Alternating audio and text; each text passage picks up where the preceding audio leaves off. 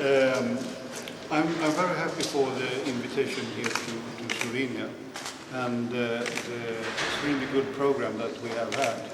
And I think I probably repeat some of the messages here, but I highly appreciated the meeting and the discussions with your defense minister and with the general staff, where we discussed the future and also the transformation of armed forces.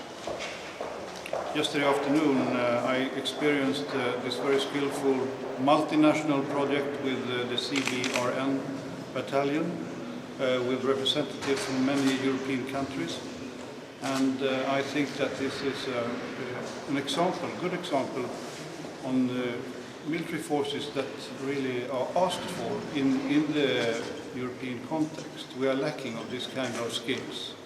And it's not just a battalion, it's also a toolbox for the society to meet different kinds of constraints that can appear concerning chemicals, biologicals, etc. It's very convincing, and I can talk in terms of comprehensive approach, because here it's a very close and possible connection to the civilian authorities when there is a constraint. And this morning I had the opportunity to discuss the committee's role together with the Defense Committee, which I of course found extremely useful to have the possibility to address to the political level how we are dealing with the Treaty of Lisbon. And I understand that some of you participated in the lecture. I was briefed also this morning about this absolutely fantastic school, training center, and also the possibility to look into the eyes of the students, and also discuss about the European dimension, and the hospitality and the organization around this visits have been very, very good, and I'm grateful and thankful to my colleague and good friend. Thank you. Any question, please? Hello, my name is Sasha Wogan. I'm from Military Magazine. I wonder, what is the future of EU military operations in the future? Yeah, of course, there must be different steps we have to develop the ongoing operations, and I think that we must take further steps concerning the Althea operation. It's of course always building on the political will, but I can foresee changes there. One part of that operation I find very important is the non-executive mandate to help the Bosnian army to build up their skills.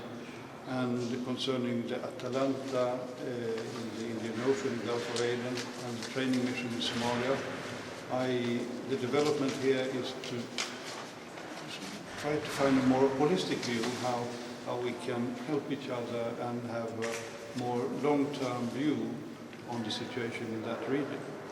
And then, of course, in parallel, there is always discussions in a very limited group of people discussing what kind of conflicts that can appear in the future, and we are always in the committee building up new knowledge about different geographical areas in order to be ready when there is a political will to do something. Thank you. Okay, thank you. I have also more. Where is the place and role of soldiers in new foreign service affairs? I mean, they are the center of gravity, the soldiers. Without skillful soldiers and the whole system of different grades of people, we are just standing there. But those who really are doing the job are the persons who are standing at the gate, who are sitting in the boat in Operation Atalanta, and the guys we saw yesterday who are driving the cars, who are cleaning up after when something is polluted. Without them, this is nothing.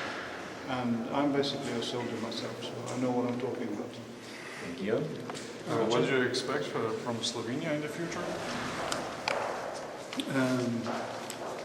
I think to begin with, that decision is of course Slovenia's, but what I can hope for and maybe expect is a continued participation in the EU operations and missions. We've been discussing Althea, also quite a limited number, but very welcome also in Atalanta. To having this kind of integrated school in the school system, in the European school system, your participation in the Italian-led battle group, and so I mean there's a number of discussions that can take place, and I just now these days see that your maritime capabilities starting with or continuing with a new ship, etc. And to me, personally, one of the very interesting, important contributions, but that's to my personally, is your knowledge and insight in this corner of Europe and your contemporary history. One question, please. My name is Sanjay Bande. I'm from Rio Obahamba. I would like to ask you, sir, regarding your perception and what you have seen yesterday, is EU now ready for joint multinational military projects like joint multinational forces? How do you perceive this Yes, idea? we are.